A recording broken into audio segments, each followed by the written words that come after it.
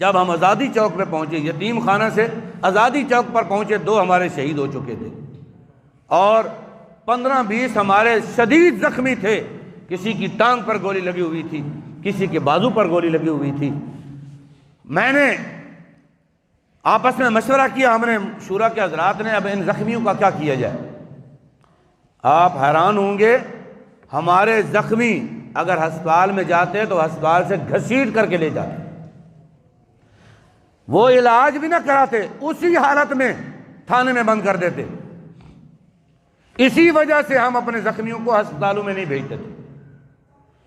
پھر ہم نے آپس میں مشورہ کیا، ان کے لیے ایمبولینسیں منگائی جائیں پرائیویٹ، ہر آدمی کو اس کے گھر بھیجا جائے جہاں کا ہے، وہ تحریک خرچہ برداشت کرے، لیکن اپنے گھر میں جائیں، مقامی ڈاکٹروں سے علاج کرائیں۔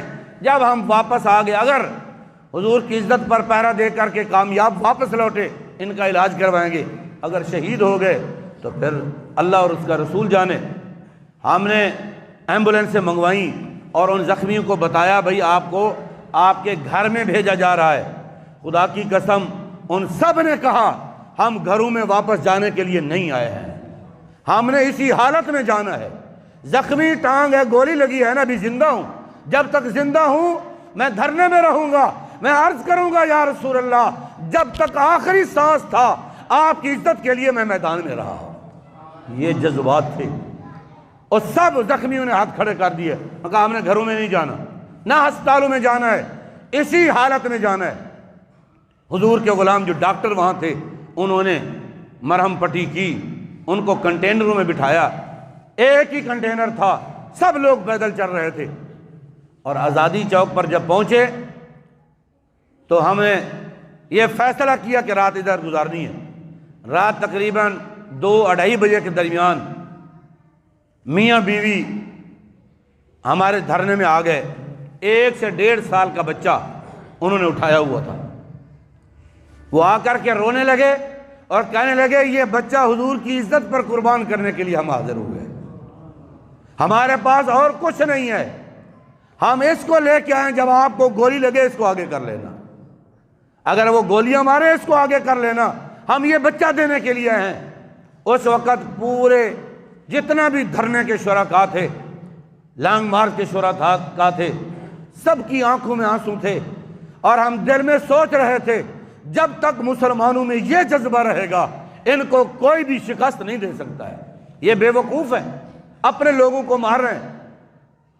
اور جب ہم رانا ٹاؤن پہ پہنچے، انہوں نے بتی چوک پہ حد سے زیادہ نفری لگا کے، کنٹینر لگا کے، پورا پل بلا کر کے مقابلہ کر رہے ہیں۔ بھئی خدا کے بندو، تم کوئی انڈیا سے لڑ رہے ہو؟ جتنا زور اپنی رعایا پر لگا رہے ہو، وہ اتنا زور کشمیر پر لگاؤ تو وہ فتح ہو چکا ہوتا۔